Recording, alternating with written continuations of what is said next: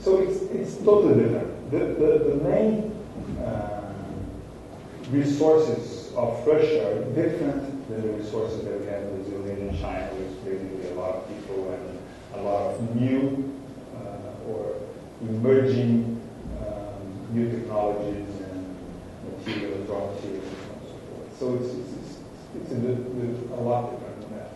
What I said about Brazil compared to India and China is that India and China have a very large population, and they come from a more difficult position. When you think of China, still now, and when you think of GDP per capita, it's still very low. When in India is much behind that. So it's more complicated than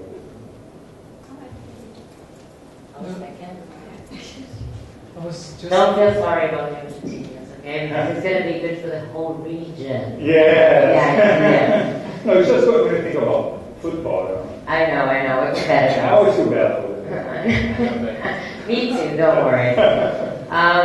About the middle class and the emergence of the middle class, does it have to do with the fact that the middle class, the new middle class, is a new generation too, and therefore they are already more literate as far as technology goes? Yeah, it comes together because, as I said, there's a huge demographic change in Brazil happening. I mean, it's not only Brazil, but it's different than other countries. When you speak of Argentina is a much more educated country than Brazil. When you think in terms of the average population. So, of course, it is much far ahead than Brazil in that regard. And so, when you educate more your population, you have people on a higher age. As I said, you have a lot more people on working age now than you used to have 10 years ago or 20 years ago. When you think of 30 years ago, it's ridiculous. We have a lot less kids per woman. Today, Brazil is still growing, but very, very slowly. And by 2035, we're supposed to reach our peak in terms of population, and then we're going to start to go down in terms of population too. Which is a problem, but that's something for the future. We have 1.9 kids per woman right now in Brazil. So we're close to the reposition rate, which is very low. When you think we compare to Italy, it's 1.1, much more, but still it's very low. So we have a lot of different factors that brought us to the position where we're now.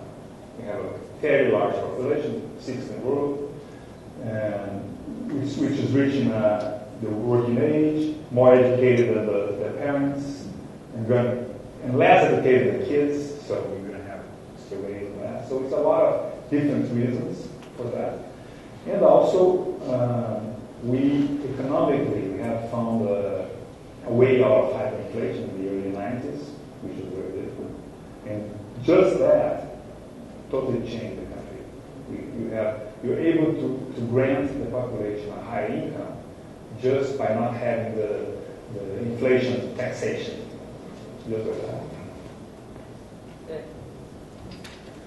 I've been living outside of Brazil for 13 years, and when I see a presentation like that, it makes me feel like, gosh, I love this country. I want to go back. So, thank you for that. My question is, companies like VeriSign that rely heavily on internet transactions, and a lot of companies are only web-based, and their income comes really truly from people buying things online.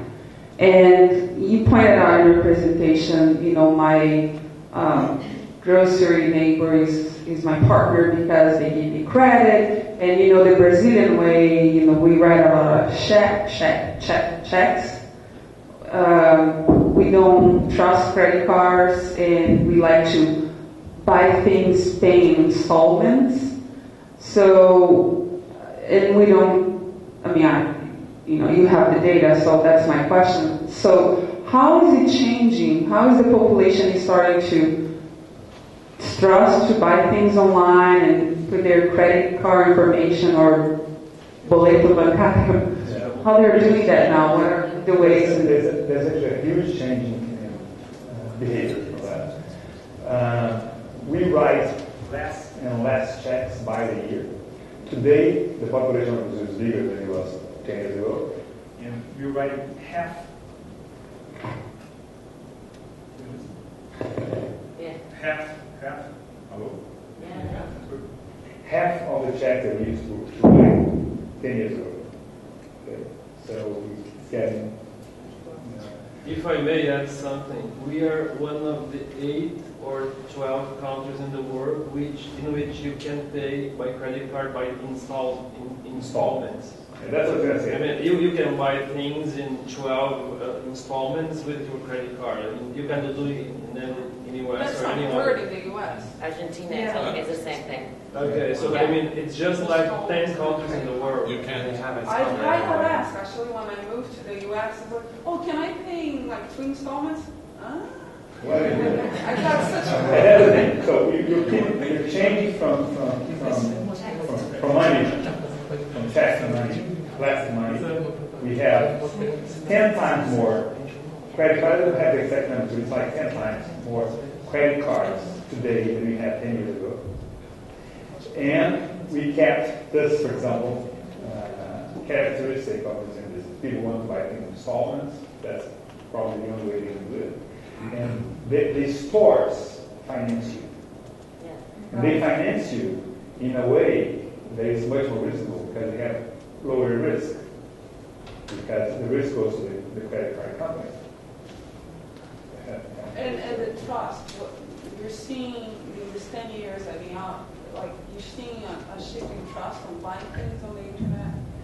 Well, growing very fast. That's the shopping online grows faster. I think it's a global characteristic what it happens. Grows faster than the retail business. It's a new generation. And the other point is that a big challenge in Brazil was always the availability of credit, interest rates being very high, and they're going down. And as they go down, this consumer population becomes more empowered and spends more and uses credit. Have money. Exactly. Because they don't have the inflation taxation. Hi there. So, congratulations again. It was brilliant. Does it look like the title? As the Did it match?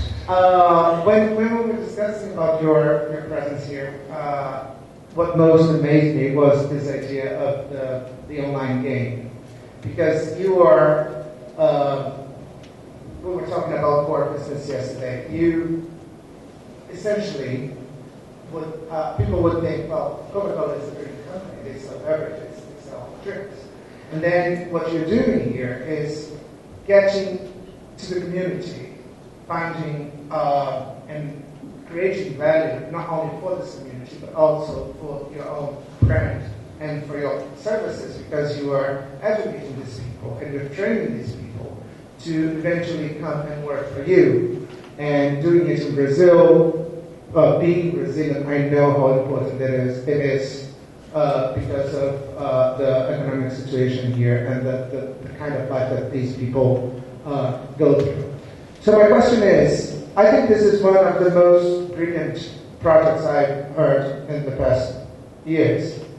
Do you, have you considered exporting the idea, and then this is when we come in? You would need a localization vendor. Well, I'll talk to people from Lounge over lunch, so.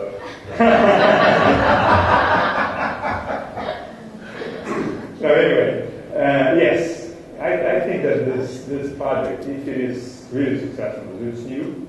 As I said, we just started 2 years ago. We started thinking about it 3-4 years ago. We implemented the first Colectivo 2 years ago, and we have 6 now going on. We have a demand of another 50 for all the country, 50 that I know of.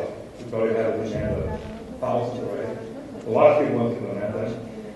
And other countries already want to learn about it and want to implement